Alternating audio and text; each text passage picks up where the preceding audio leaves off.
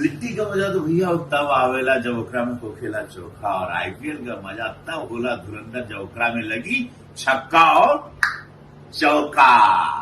और ये बेर तो भैया हो करदा उड़ी एकदम चौचक मजा कहानी की आईपीएल ई बेर जब कमेंट्री होकेला ना भैया हो वो हुई भोजपुरी में गर्दा उड़ी ना का हो मरले छक्का।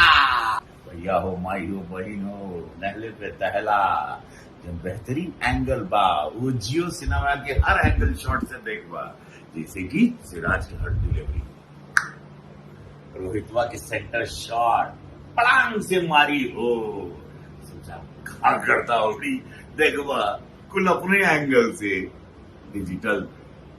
और क्या चाहिए,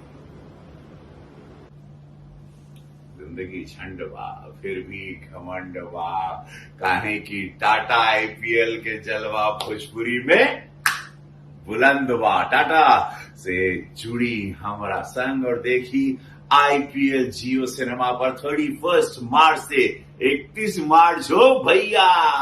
चली बनावल जाए वो अनोखा इतिहास विश्वास के साथ, रिकॉर्ड तोड़ गर्दा हो एकदम पूरा मिलियन मिलियन मिलियन मिलियन छाप दिया पूरा, काहे की भोजपुरी में आवा था। सोचा